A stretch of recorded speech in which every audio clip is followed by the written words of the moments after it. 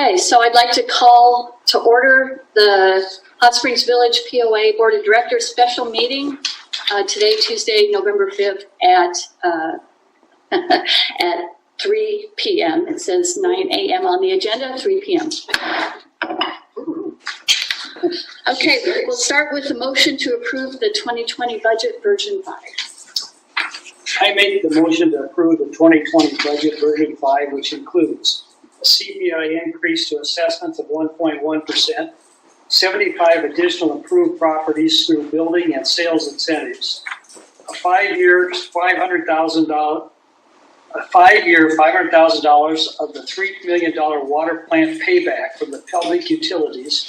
That $3 million is done over 6 years. A 2% budgeted staff merit increase for pay grades 5 through 9. A budget increase to the pay grades 2 through 4 to accommodate the new minimum wage rates. 3% utility rate increase. A 2.7% sanitation rate increase. Increase the road maintenance expenses by $500 from the escrow funds for culvert repairs, and a $450K rollover from the 2019 street maintenance budget. It was 500,000 as opposed to 500. Okay. 500,000, yeah, as the motion's written. Yeah. Okay, do I have a second? Second. Okay, open it up for any discussion. I have some discussion. Okay. In order to be succinct as possible today, I pre-wrote this, so I'm going to read it. The Hot Springs Village Property Owners Association faces financial challenges. We have over 11,000 lots not paying any assessments. That number has increased by 3,000 since the passing of the 2-tier increase, which equates to over $1.4 million per year. We don't have enough revenue to satisfy our needs. Our staff has made a valiant effort in establishing priorities for our 2020 operations. I especially appreciated Gary Myers telling us during his budget presentation last month that he has cut $400,000 out of his budget year over year, and there's nothing more to cut. However, in version 5 of the 2020 budget, over $100,000 more has been cut from the golf maintenance budget.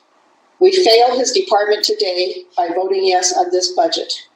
We have not met or discussed any potential repairs at the Balboa Golf Course since we defeated the renovation proposal at our September board meeting. We've discussed that we can revise this budget to do something, but today's budget version has every dollar of projected revenue already offset by a projected expense. That means any expenditures for the course will have to come from reserves or taking on more debt. This will also be true if we fail to reach our 2020 revenue forecast.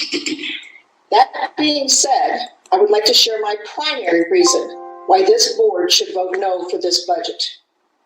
The board and our CEO are failing our staff, our property owners, and other stakeholders by the enterprise goals that have been put in place to develop this budget and be the driver of our business decisions in 2020. The goal of measuring our operating success by having capital exceed depreciation has always been questionable in this old accountant's opinion, given the circumstances under which we've been operating since the funds generated by the 2-tier assessment increase came out of escrow. However, this year, unbeknownst to me, our CEO changed our capital policy. We are now capitalizing items which in prior years were expensed.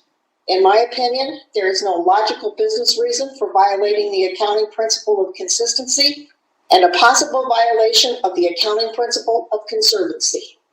This change has the potential of causing business decisions to be made which are driven by this goal that may not be in the ultimate best interest of the association. The change has been a factor in the need to hire a fixed asset accountant in 2020 and increases the workload of the accounting department, as it will increase the capital record bookkeeping requirements and will require several prior years' financials to be reclassified. Without this reclassification, we will diminish the value of our financial management reports, as we will be comparing apples to oranges. Thank you. Any other discussion?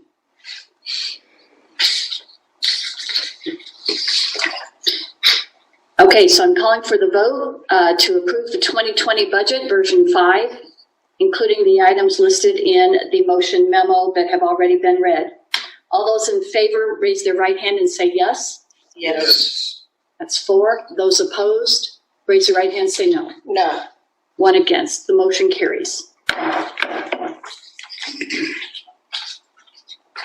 I make the motion to revise the Coronado Fitness Center individual annual fee from $490 to $400 and revise all other related Coronado Fitness Center annual fees in proportion of which were originally approved in the October 16, 2019 budget.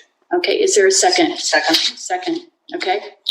Okay, background. Upon further reflection on approving the 2020 budget, the case for revising the fees closer to which were originally recommended by staff was reevaluated by the board, and that's the reason for this motion. Okay.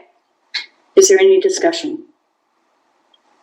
I still don't understand why we had to go with a different amount than what was researched by the Recreation Committee on fees and all the research and efforts that they put into it. And I don't understand why we're not going with the dollar amount that they suggested.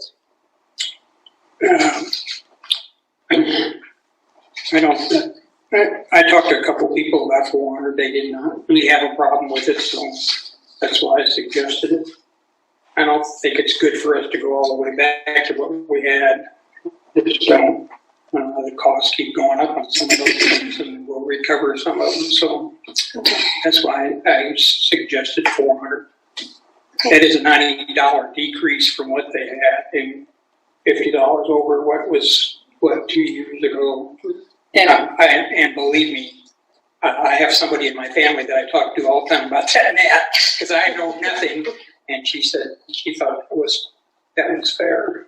And I would say in most every case, from what my limited investigation has done, we have a lot more services. Now, I'll grant not everybody uses every service because that's not logical, than pretty much any of the competitive locations around. So to try to match competitive pricing with more services eventually puts you in a very peculiar, difficult position. That's why I support dropping it only to $400. Okay, any other discussion? Okay, to repeat the motion is to revise the Coronado Fitness Center individual annual fee from $490 to $400 and revise all other related Coronado Fitness Center annual fees in proportion, all of which were originally approved on 16 October 2019. All those in favor, raise your right hand and say yes. Yes. Those opposed? Unanimously approved, 5 to no, nothing, 5 to 0. At this point, I'd entertain a motion to adjourn. So moved. Second. All right, we stand adjourned.